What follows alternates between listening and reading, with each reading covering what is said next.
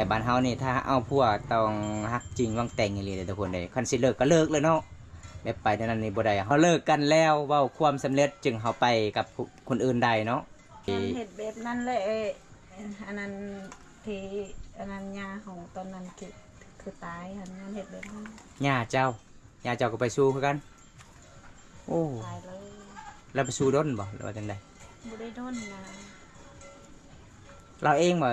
เสียนะบุญเลยเนาะมันเฮ็ดเราเองกันเฮ็ดในเฮือนแล้วเลยเฮาก็สิปัวยากเด้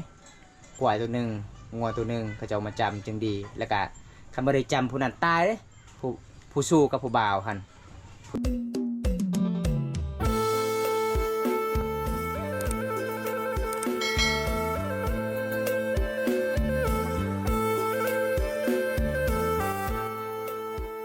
ทุกคนเดินทางมื้อนี้สิได้รอดหรือบ่ผมตากะสิออกเขตชนบทคือเก่าหลังจากฝนเสาตกกะสิออกเดินทางเรื่อยๆเลยทุกคนเดินทางในหน้าฝนมันคือแบบนี้แหละทุกคนเลย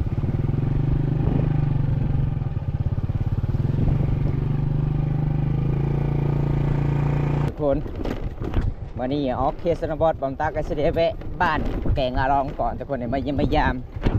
สาวโทกับสาวเพอมื้อนี้ก็จะได้พอหรือบ่น้องเพราะว่าช่วงนี้ก็ช่วงในหน้าฝนโดนแดดบอมตากับบริเข้าหมู่บ้านนี่ทุกคนหลังจากฝนตกมาบอมตากับบริเข้าเลยอันนี้บอมตาก็จะได้ไปเส้นทางลัด2-3 มื้อที่แล้วก็จะเป็นสะพาน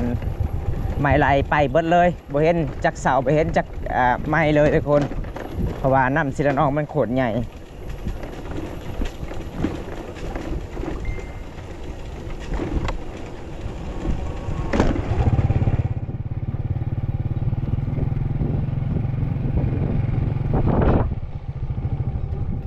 ผู้สาวบ้านแกงอลองส่วนหลายเขาเจ้าก็ไปรับจ้างไปเฮ็ดงานอยู่นครหลวงพิงจันทร์หลายๆคนก็เลยอยู่แต่ในบ้านมีแต่สาวโทกับสาวเขินคนเลยสาวจังสาวสิงสาวเวกไปเบิดวันนี้ก็คือบอมตาทำบริเวณบอมตาสิจะออกจากหมู่บ้านนี้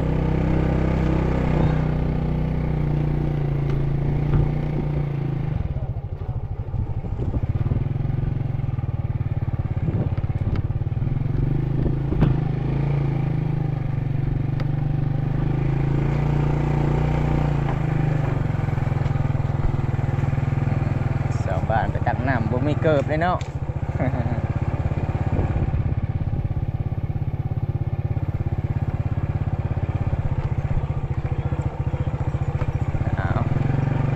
น่าสิบ่ได้พอน้องวันนี้เดี๋ยวบอมตากะสิ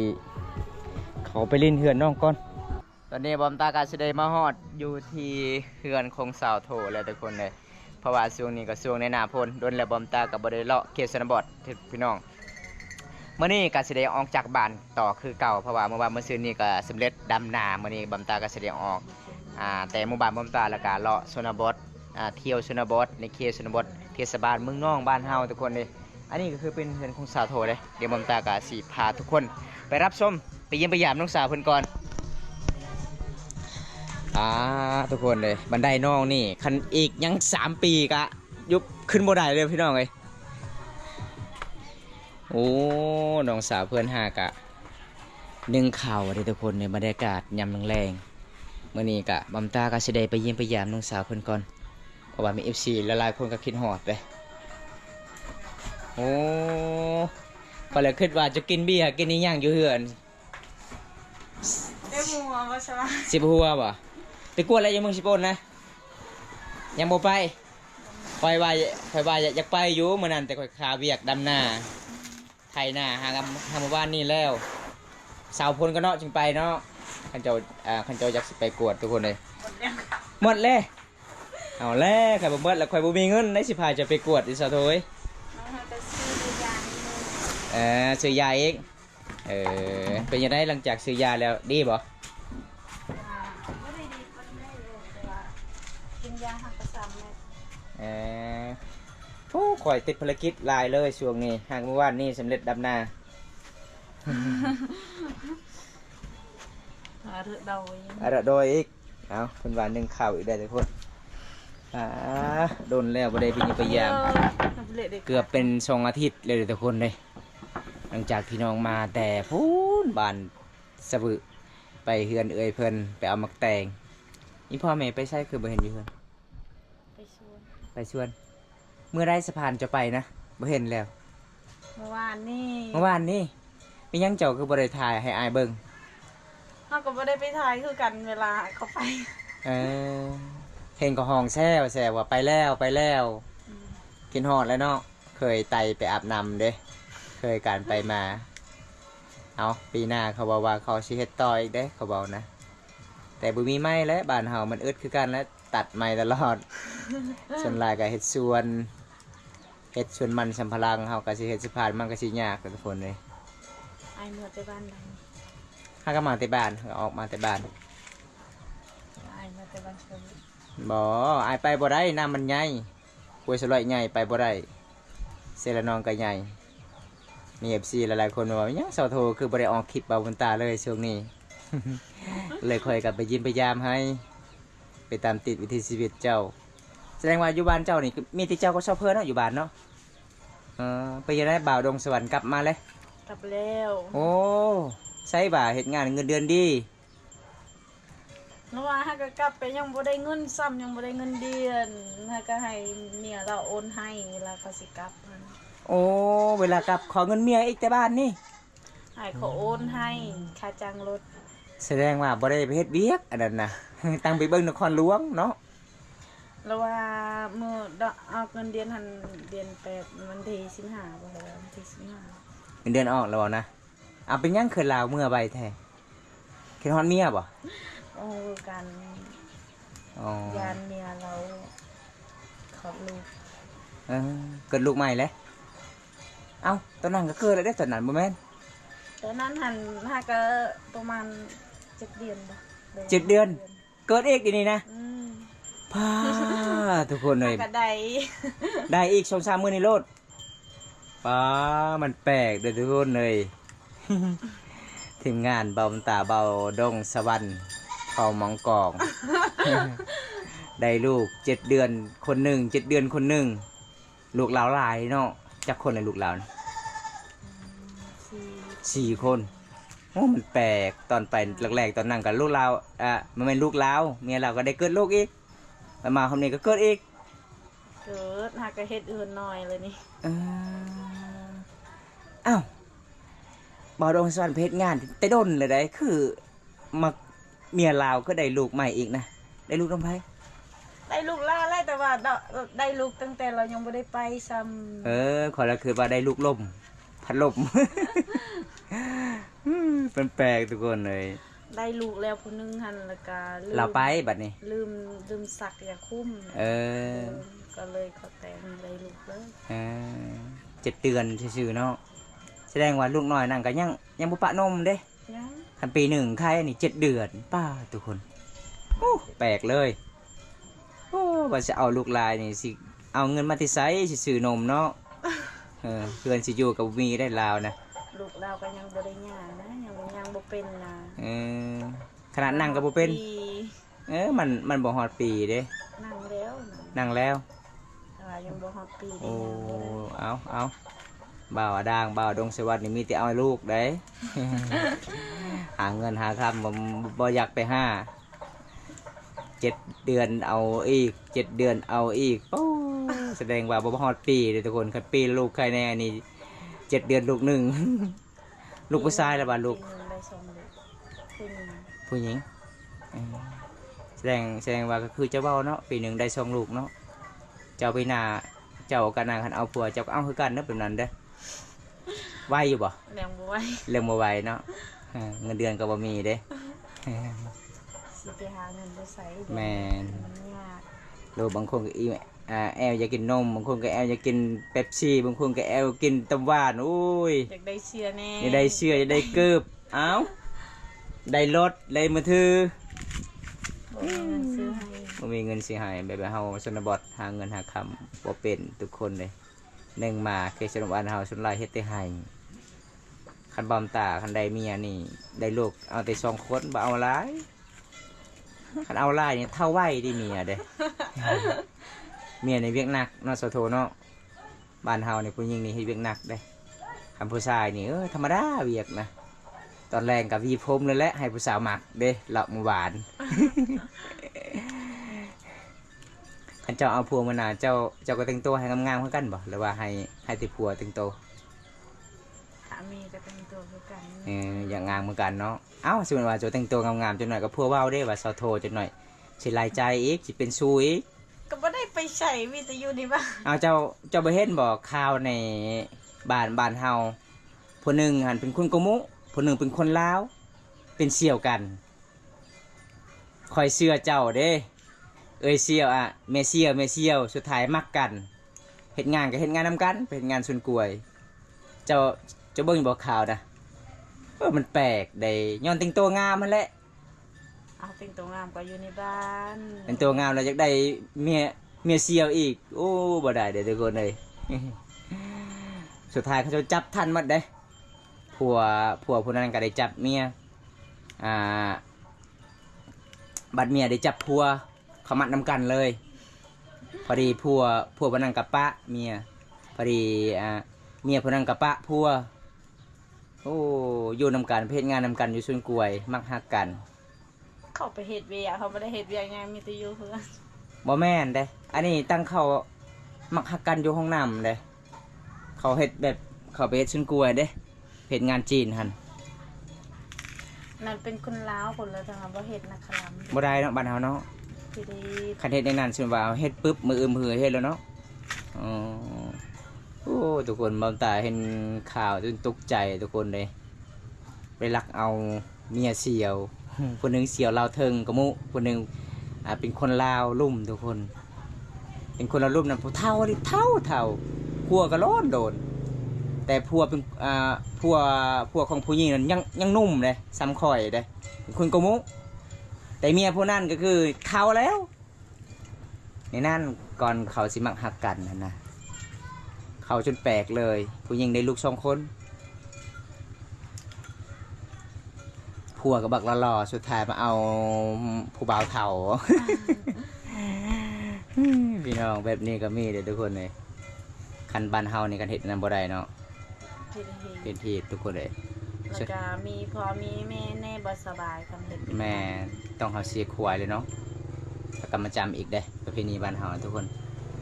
แต่บ้านเฮานี่ถ้าเอาผัวต้องฮักจริงวังแต่งอย่างนี้เลยทุกคนเลยคันสิเลิกก็เลิกเลยเนาะแบบไปนั่นนี่บ่ได้เฮาเลิกก่อนร้อนบ่แม่น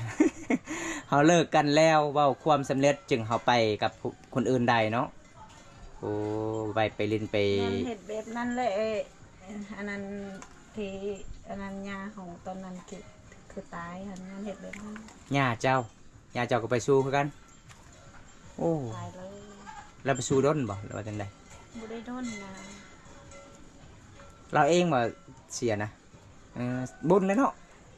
มันเฮ็ดเราเองก็เฮ็ดในเฮือนแล้วเลยเฮาก็สิปัวยากเด้อยู่บางข่อยผู้นึงบางข่อยนะ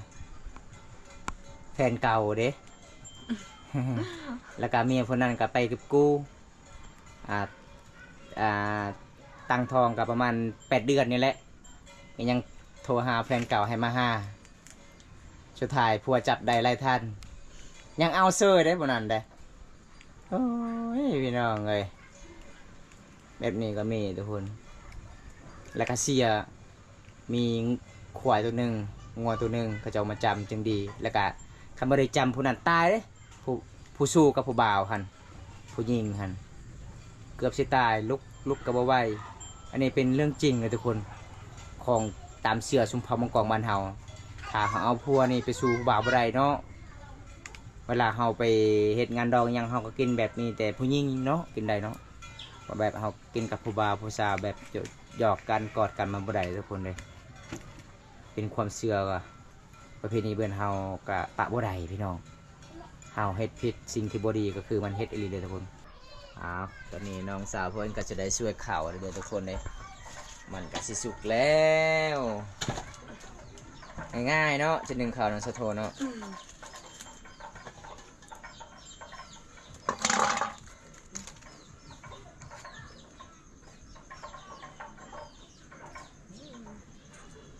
การไหนจะเอียนมนตา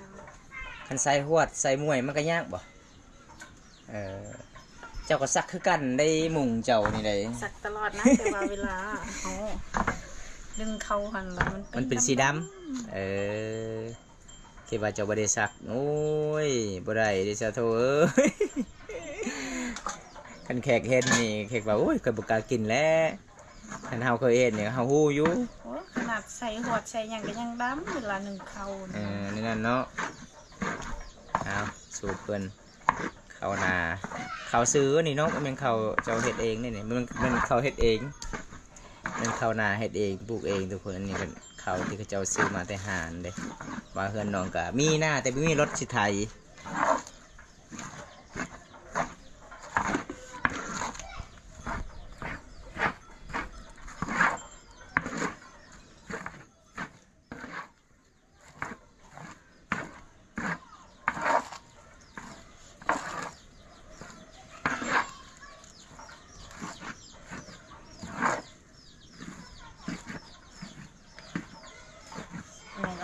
เงียบใช่อันนี้นะข้าวเย็นกินบะเบิดทุกคนสาธุบากินบะเบิดแล้วก็เลยน้องก็สิเย็นอีกตอนแรง4-5 คนกินประมาณสำนี้แหละมันก็กุ้มอยู่สาธุนี่กินข้าวบ่แห้งส่วนหลายกินชมหลายอาหารเพิ่นนี่ถ้าเวลาแบบเป่า50 โลนี่ก็เต็มดีโอ้เดือนนึงโอ้สะได้อยู่เป่า40 โลนี่ประมาณเป่า1แล้วก็เพิ่งอีกขนาด10 โลเต็มนี่เดือนนึงเลยเดือนละ600,000เนาะว่าแล้วเนาะเดือน650,000บัตรเฮาเด้เงินเดือนบ่มี บ่มีฮอด1,000เดือนนึงบัตรกินเดือนนึงฮอด 7-800,000ทุกคนเฉลี่ยกับเป็งนัวกับเกลือไฟฟ้าเน้นได้บ้านเฮาคือบ้านเฮาแล้วทุกคนเลยบ่มีบอลรับจ้างใส่ติบเดียวเลยเนาะหลายคนกินเลยทุกคนติบเดียวเลยบ่ได้ลายนะไม่ไล่ป่ะเอ้าน้องเจ้าจะคน4เจ้า6 คนบ่ลายอยู่ทุกคนเลยเพื่อนบอมตากับประมาณช่วงนี้หันน้องก็บ่สบายกินข้าวบ่ได้กินข้าวบ่ลายนะนี่แหละทุกคนในที่ชีวิตเนี่ยคนนี้ประมาณเท่านี้แหละทุกคนเลยอยู่เฮือนอยู่ศาลเขาเย็นกันยังลายอยู่เนาะพอเราคิดว่าเขาเฮ็ดยังเนาะเฮือนสะโทคือเขาเปิดเสียงตูดังแท้พอเราคิดว่างานดองเจ้าอีกได้เอาไม่น้องเลยเบิ่งเขาจุดเขาเจ้านึงข่าวเป่าไฟเขาเจ้าเอาโดยไม้ก็มีถาดเลยทุกคนเอาโดยไม้เขาเจ้าตัดแล้วก็ตากให้มันแห้งเวลาเขาเจ้านึ่งข้าวแล้วก็เอาคืนสารมันก็ง่ายอยู่ดำรงชีวิตเลยทุกคนเลยแค่จะซื้อถาดอยู่ในเมืองก็คือเนาะน้องกับบ่มีเงินบ่มีคำชิวกุชาปะชังกรึงเป็นยังไงสะอาดยังจะบอกสะอาดนะสะโทสั่งเครื่องตั้งแต่เดือน6 เดือน 7นะก็ส่งบินมื้อนี้โอ้ก็ปฏิเสธเลยบ่เอาแล้วตอนสั่งก็คือบ่มาปกติก็อาทิตย์นึงเนาะอันนี้ตกไป2 เดือนแล้วก็ส่งอีกยามเพชรป้อมจะสั่งนะเขาก็เอานำคนอื่นอีกแล้วก็เขากินกำไรน้ำเจ้าอีกได้เขาบอกอันนั้นเลยเขาบอกนะทางเจ้าของห้างขายบ่แพงเขาบอกน้ำเจ้าน้ำแพงนั่นแหละคันเจ้าของห้างขายแท้ๆนี่บ่ฮอด6 มื้อมันก็ฮอดไว้ชุด4 มื้อ2 มื้อมาหอมนี่น้องสาวเพิ่นก็บ่ได้กินได้น้ำสางเลยทุกคนเลยเพิ่นว่าเจ็บยังคือบ่กินน้ำสางนะเจ็บแอวโอ้ยังบ่ดีป่ะโอ้ยังบ่ดีทุกคนน้องก็เลยกินน้ำหัวเสือตาลเสือก่อนไปซื้อยาแล้วอยู่เมืองนะมัดซื้อแล้วก็ทั้งสักแน่ซื้อแน่มัดเงินเท่าไหร่ล้านปลายลายอยู่เนาะเงินที่เหลือได้ไปใส่เบิดจ้างเขา จ้างยังจ้างเขานะจ้างเขาเชียร์จ้างสาบานเชียร์วันนึงเท่าไหร่น้องวันละ100,000โอ้แสดงว่าตอนนี้เงินเบิดก็เลยจะบ่ได้ออกแล้วเลยบ่แล้วเนาะมีแต่พักผ่อนดำนากับบ่มีหน้าเด้ขันไปดำนาก็ต้องไปเอาให้งานหมู่ยังส่วนนึงยังทันได้แล้วโอ้ นั่นบ่ได้งามก็เลยแบบขี้คร้านว่าสิ คันสิจ้างลูกทุนเนาะแสดงว่าเฮือนเจ้ามีแต่เจ้าไอ้พ่อไอ้แม่เจ้าคือเฮ็ดสวนหลายแท้สาวโถแสดงว่าปีกายนี่จะได้เงินหลายแล้วเห็นจะว่าดุอีกปีนี้นะ บ่ได้หลายคันบ่ได้ตายหันหลายอยู่แต่ว่าเบิดตายเร็ว อืม 3 ส่วน 4 ส่วน เออ แต่ว่าบ่ได้กล่องปานใดนะ อืม บ่ได้เป็นหลายเฮ็ด เออ หากะ3คนเฮาเฮ็ด สามคนเฮ็ดได้เนาะคำบ่เฮ็ดก็มีแต่แนมเบิ่งสะบานขายโอ้เฮาบ่มีชวนมัน เงินได้บ่ได้ก็ต้องเฮ็ดแต่ทุกคนเลยแต่ส่วนบ้านเฮาก็คำบ่เฮ็ดก็คือเฮาบ่ได้อีหลีพี่น้องก็นั่นเฮ็ดเฮาก็ยังบ่กุ้มกินเลยพี่น้องเอ้ยวันนี้ไป ใน ยัง บ้านหันมีแต่จ้างรถเอามาเฮ็ดข่อยบ่มีเงิน เขาเบิกนะ ส่วนน้องขุดเองบ่ได้คดนะ ไม่ได้ หากระจูดไปแล้วบ่ได้คด จูดแล้วก็ปลูกเลย ปลูกแบบเฮาทมเอาอย่างเดียวเลยเวลาเขากดง่ายอยู่บ่ ง่าย ง่ายอยู่เนาะคือคนอื่นเขามีเงินมีคำก็เจ้าก็เบิกเด้จ้างรถใหญ่มาเบิก เอาเครดิตก็มีอยู่แต่ว่าบ่มีเงิน โอ้เจ้าดินลายบ่คันมีเงินก็คือเจ้าเบิกเจ้าก็ได้เงินลายเลยเนาะเจ้ามีดินลายเด้ขอได้ยินอยู่ไอ้พอจะว่าคันถ้ามีลูกเคยมาอยู่นำนี่บ่อึดดินสิอยู่แล้วเว้านะสิเลี้ยงเป็ดเลี้ยงไก่เลี้ยงงัวก็ได้แล้วเว้า มีหลายเฮกตาร์อยู่ได้แต่คนดินหน้าก็มีได้เฮือนเสา โถได้ ให้คนเนาะ พระเอาเสาโทเป็นเมียนี่โอ้วาสนาบุญเลยทุกคนเลยดินกวางเนาะเฮ็ดจังได๋แต่เจ้าบ่ได้เฮ็ดอยู่ในนาเอ้า ดอกดอก เวลาสิถามนี่เพิ่นเป็นไอตลอด หลายๆคนเนี่ยก็จะเป็นไอช่วงนี้ในเสาโทยใกล้สิฮอดอากาศเย็น บ่สบาย น้องจะก็บ่สบายอีก ถ้าก็มื้อนี้แหละเราลิ้นนั่น น้องสายเด้น้องสายลา หอละเทนหนึงเลยกินข้าว โอ้ทุกคนเลยเอาพี่น้องน้องก็สิเงาอีกจิบแอวไปไกลบ่ไรมีแต่เฮ็ดเวียกเห็นงานอยู่เฮือนอยู่ศาลวันนั้นว่าสิไปส่งน้องไปกวดอยู่โรงพยาบาลสิโปนทุกคนเลยแต่บอมตาติดภารกิจหลายดำหน้ายังบ่ทันได้แล้วก็เลยแล้ววันนี้ก็เลยมาเยี่ยมมายามน้องสาวโทคือเก่ามาถามน้องไปแล้วหรือบ่น้องว่ายังบ่ทันได้ไป ไปซักอยู่เมืองอีกเงินเบิดแล้วโอ้ สิไปบ่ได้แล้วทุกคนเลย สักนิ้วมือ2เข็ม 2 เข็มการบ่ดีก็2 เข็มแล้วเนาะจะสักเนาะผู้หญิงหรือผู้ชายสักเจ้าผู้หญิงคิดว่าผู้ชายสักแล้วค่อยบ่เชื่อเลยเจ้า ผู้หญิงหานั่นลม บ้าน ผู้ เรา หญิง เขาซื้อดีขนาดเขาซื้อยาผู้ใส่บ่เป็นเพราะเขาอันบ่เป็นไข้ ผัวลาน่ะบ่เป็นเขาท ผัวลาบ่แม่นแพทย์เด้มีแต่เมียเป็นแพทย์ ำบอกว่าทำก่อนแล้วว่าซื้อยายังว่าซื้อยาแบบเวลาเจ็บเอว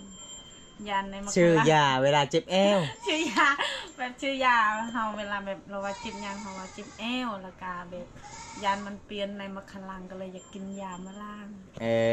เจ้าอยากซื้อยาดีเจ็บแอวในนั้นเจ้าเบานะ บ่เราทำค่อยก้อนแต่ว่าเจ็บยังค่อยว่าเจ็บเอว คอยซื้อยาเจ็บแอวเจ้าเบา มีบ่ทุกคนเลย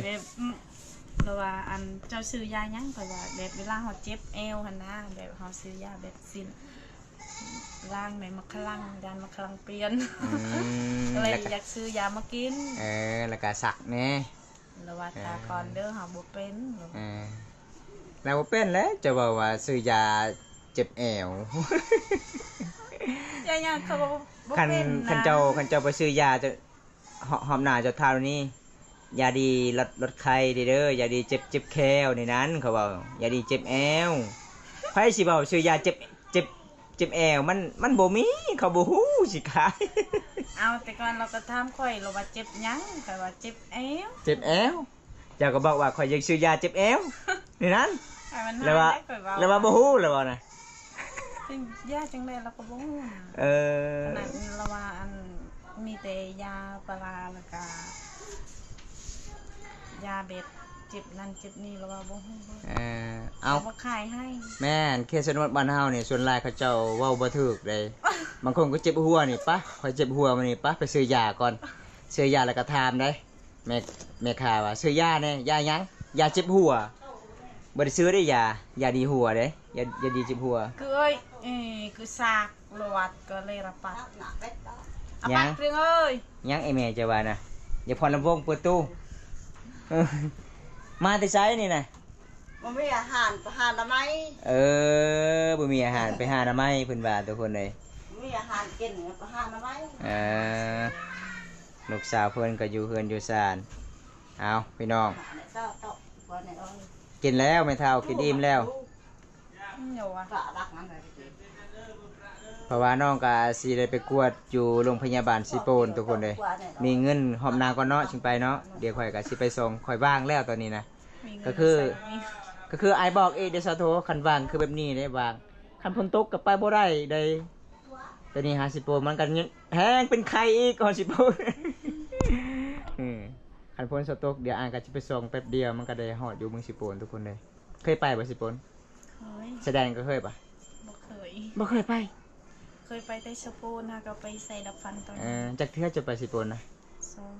ช่องเทื่อแต่เกิดมาโอ้ทุกคน แสดงว่าเจ้าเคยไปแต่เมืองนอกนี่บ่ khơi bay tay mương non là cả ban hậu ấy แบบเฮาอยู่นอก ban bếpที่เขาว่าหันบ้านนั้นบ้านนี้ก็บ่เคยไปนะ คันสิไปก็มีแต่ไปชงเจ้าสาวเนาะงานดอง ไปชมเจ้าสาวแล้วก็แบบบ้านบ่ได้ไกลถ้าบ้านไกลก็บ่ได้ไปอีก อันนี้เดี๋ยวทุกคนเลยน้องมาว่าเคยไปสิโปนแค่ไปช่องเทื่อแสดงบ่เคยเห็นเลยทุกคน ยังบ่เคยเห็ บ่ น เคยเห็นเลยเนาะแสดงนี่ชนลายเขาบอกภาษาเวียดนามได้ดีมอem thổ mấy đi môi không mi mua cái gì จะฮู้บ่เขาบอกในนั้นบ่จะฮู้บ่ ตั้งแต่เฮาเริ่มหันตั้งแต่น้อยๆหันเฮาเคยไปแต่ บันดง เคยเห็นบ่ครัวบันดงนะครัวอู่เด้เห็นบ่ เห็น ไปตั้งแต่น้อยๆแล้วก็ไปเฮือนป้า ข้อยละคิดว่าคือบ้านข้อยผู้หนึงผู้ชายเขาว่าเราเว้าว่าข้อยเคยไปสวรรค์อยู่แต่บ่เคยบันดงเราเว้านะ เอากระพานแล้ว บันดง ไปกายบันดงก่อนจังฮอดสวรรค์เนาะมิดออกจากเมืองเฮาแล้วก็ฮอดบันดงแล้วก็ฮอดเมืองสิโปนแล้วก็ฮอดพูนฮอดสวรรค์นะทุกคนเด้เดี๋ยวเฮาชนบทชนเผ่าบ่รู้บ่ฮู้หนังสือคือแบบนี้แหละไปก็คือไปฮอดอีหลีล้อแต่บ่ฮู้จักก็เลยบ่เคยเห็น ตั้งแต่น้อยๆไปแต่บันดงแล้วก็เร็วจากนั้นแล้วก็ใหญ่จนตอนนี้ไปนะคะไปสปูนหากระซองเถอะ จะไปกับผู้บ่าวบ่ บ่ไปกับอ้าย กับอายเจ้าไปส่งไปใส่ดอกพัน อืม สองเทื่อจะไปใส่อืม แล้วก็หากลับไปเมืองตะโอยเทื่อนึง ไปกับไผอีกนั่นน่ะ อันนั้นแบบเฮาไปกดมันอยู่เฮือนเอ้ยเอาผัว ไปกดมันโอ้ เอาผัวอยู่เมืองตะโอย อืม ไกลเมืองตะโอยบ้านเราหั่น บ้านนี่ยังข่อยฮู้หมดจะว่าเลย กัง บ้านกลางข่อยเคยไปอยู่เมืองตัวเอกกับเมืองนองตัวได้เมืองกว่าตัวเอกแล้วเนาะเมืองกว่าเนาะตัวเอกเมืองกว่าเด้ แต่ว่าสปูนหันเฮายังบ่เคยไปอยู่หานเด้ เซโปนมันมีตลาดใหญ่นี่เนาะบ่มีห้านมีตีตลาดเด้ ตลาดใหญ่เลยยังบ่ได้ เมืองเฮามีห้านเมืองเฮาเมืองนองยังมีห้านเซโปนนี่มันมีตลาดเด้ตลาดใหญ่ตลาดเซา เวลาเฮาไปสปูนหันมีแต่ไปใส่หาอยู่หานใส่ดับฟันเลยบ่ได้ไป บ่ได้ไปเลาะเลย จากบนใดมาได้เขาขายเครื่องเสื้อผ้าบ่ฮู้เลย เออ เอาน้องกะสิอยากไปเมืองสิโปนอยากไปกวดทุกคนเลยเอาหมอมตากะสิได้ไปเยี่ยมไปยามน้องยังบ่ทันไปกวดตัวนี้หมอมตากะสิได้ปิดคลิปไว้ซุนี้ก่อนทุกคนพอได้รับชมคลิปนี้แล้วก็ขอให้อยู่ดีมีแรงเด้อพี่น้องเพราะว่าไผๆก็กินฮอดเซาโทบ่เห็นออกคลิปทุกคนเลยก็เลยหมอมตากะอัปเดตมาเยี่ยมมายามให้หลังจากฝนเซาตกเอาบ๊ายบายนี่เด้อเซาโทบ๊ายบาย